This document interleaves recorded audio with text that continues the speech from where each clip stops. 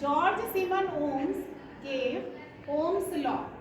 He stated that when current passing through a metallic wire or a conductor, it is directly proportional to the potential difference if the temperature remains same. Current we are representing by I, so potential difference is directly proportional to the current. So V is directly proportional to the I. So if I write here equal to, so R, V is equal to Ri, where R is resistance. Now what is resistance? Suppose in a metallic wire, when there is flow of charges, so electron started moving. While moving, they collide with other atoms. So this created some kind of resistance. This is called resistance. To honor the scientist Ohm, its unit is Ohm. On the basis of resistance, there are three types of substance. Conductor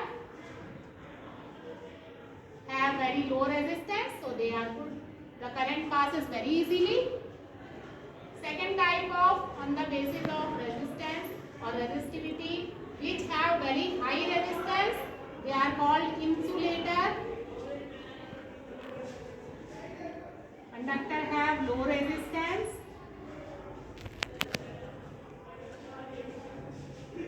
Insulator has high resistance.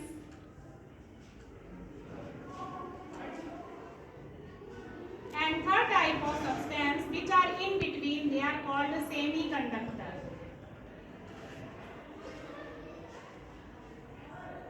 Example like silicon, germanium, which are used to make transistor, etc. or solar cell. So conductor example, you know all metals are having a good conductor of current. Insulator like glass, rubber, etc. Now we know that if this is the first formula. If I write R LHS, so R is equal to V upon I. So resistance is inversely proportional to I and directly proportional to the potential difference, and I is equal to V upon R. This is the first formula. So current is directly proportional to the potential difference and inversely proportional to the current is inversely proportional to the resistance. If resistance is half, current is double. And if resistance is double, current will be half. So I will show you here the experiment of Ohm's law by a circuit diagram. Suppose a resistor was connected like this and one voltmeter is also attached here. Ammeter is also there. So on passing the current, what happens? Ohms observed that, suppose I am showing this in a tabular form, number of cell, then current, change in the potential difference and resistance V upon I is equal to R, that I am representing through Ohm. Current we are representing through A. So suppose one cell is there in the circuit and suppose 0.1 ampere current is there, so potential difference is suppose 0.4. So 0.4 upon 0.1 is equal to resistance will be 4 ohm. If two cells I will take here like this, so current will also increase, simultaneously potential difference also.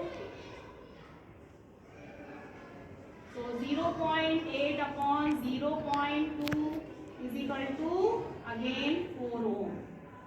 Third is 0.3, 1 point. So I will take here now hard cell. So current increases, simultaneously potential difference also increases. So again we will obtain 4 ohm.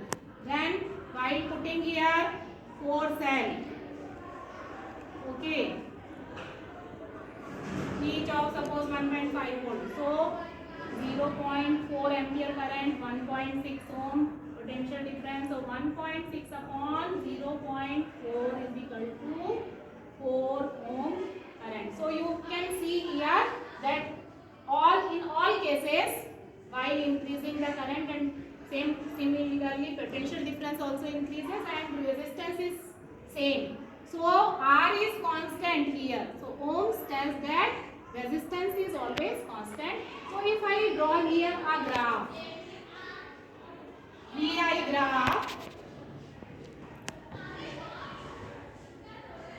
0.1, 0.2, all these are the current values, 0.5 etc.